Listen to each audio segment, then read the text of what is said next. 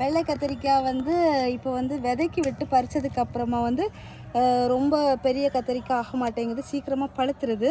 So அதனால தான் நான் வந்து சீக்கிரமாக ஹார்வெஸ்ட் பண்ணுறேன். ஸோ வந்து எவ்வளோ நாளைக்கு காய்க்குதோ அவ்வளோ நாள் வரைக்கும் காய்க்கட்டு அப்படிங்கிறதுக்காக தான் செடியை விட்டுருக்கேன். செடியுமே கொஞ்சம் ஒரு மாதிரி ஆயிட்டியான்னு தெரியல, நம்ம வந்து மாடியில் வச்சுருக்கனாலே நினைக்கிறேன். ஸோ வந்து இந்தாவும் இருக்குது காய், இங்கே இருக்குது.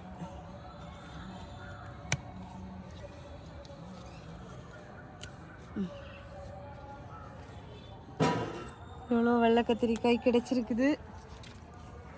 எல்லாம் பறிச்சிருவோம், ஒன்றையும் விட வேண்டாம். ஏன்னா விட்டால் வந்து பழுத்துருது. ஸோ வந்து எதாவது வைக்கலாம். அப்புறமா வந்து கோவக்காய், நீல கோவக்காய், மலேசியன் கோவக்காய் 1 2, அடுத்தது 2 இல்லை 3. அடுத்து இங்கே எது இருக்கா? இங்கே எதுவுமே இல்லை, 3 கோவக்காய் தான். சரி, அவ்வளோதான். தொங்கலை, ஸ்டாப் பண்ணியிருக்கிறியா?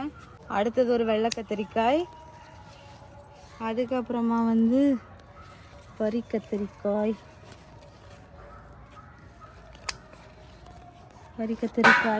அதுக்கு அடுத்தது இங்கே இருக்கிறது எல்லாமே பறிச்சிட வேண்டியது தான். ஏன்னா வந்து செடி ஃபுல்லாக புழுவும் பூச்சியுமா இருக்குது. கிடைச்ச வரைக்கும் லாபம்னு பறிச்சிடணும் எல்லாத்தையும்.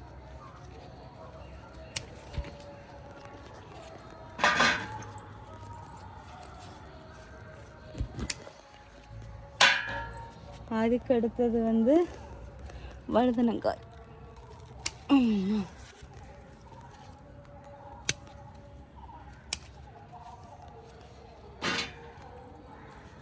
அடுத்தது இங்கே, ஏன்னா இது வந்து வெயிட்டு தாங்கி நிற்க மாட்டேங்குது. ஸோ வந்து குட்டியாக இருக்கும்போதே பறிச்சுட்டுருவோம். குட்டியாக பிஞ்சாக சமைச்சு சாப்பிட்றதான் நல்லா.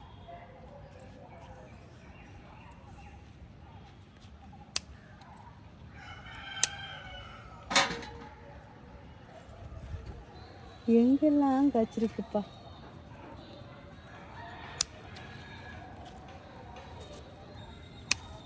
ஏன்னா இந்த கிளையில இன்னும் இருக்குது.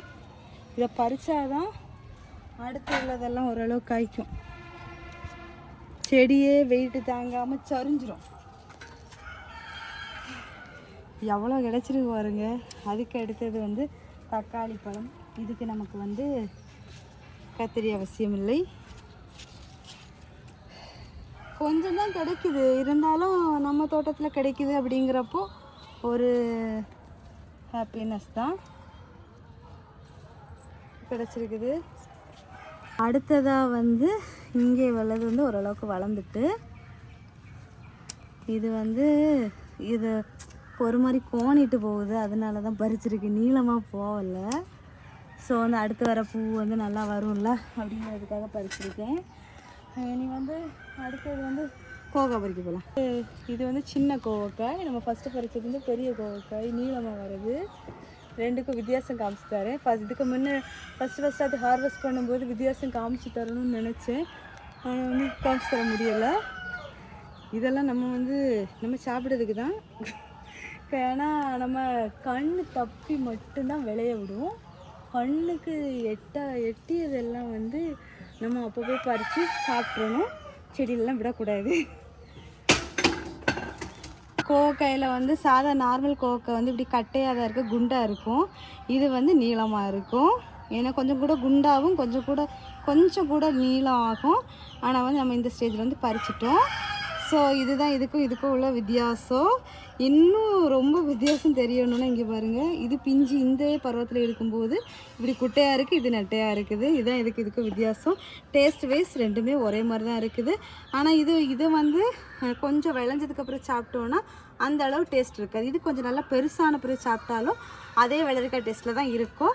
அப்புறமா நம்ம இந்தியா ஹார்வெஸ்ட்டில் நமக்கு வந்து இவ்வளோ வெள்ளை கத்திரிக்காய், அப்புறம் வந்து தக்காளி பழம், அப்புறம் வந்து இந்த இது நீல வயலட் கலரு வழுதனங்காய், அப்புறம் பச்சை வழுதனங்காய், குண்டு கத்திரிக்காய், ஒரே ஒரு வரி கத்திரிக்காய், அப்புறம் இதுதான் இதே கலர் தான், ஆனால் வந்து கொஞ்சம் இதாக இருக்குது. ஸோ வந்து இவ்வளோ தான் இந்தியா ஹார்வெஸ்ட்டில் கிடச்சிருக்கு. இந்த வீடியோ எப்படி இருந்துச்சு அப்படிங்கிறத கமெண்ட் பாக்ஸில் மறக்காமல் கமெண்ட் பண்ணுங்கள். நெக்ஸ்ட் இன்ட்ரெஸ்டிங்கான வீடியோ மீட் பண்ணலாம். அது வரைக்கும் bye. Happy gardening. Tata bye. உங்கள் வீட்டு தோட்டத்தில் இது மாதிரி நிறைய வெஜிடபிள்ஸ் பிளான்ட்ஸ் வச்சு ஹார்வெஸ்ட் பண்ணுங்கள். ஹாப்பியாக இருக்கும். டாட்டா பாய்.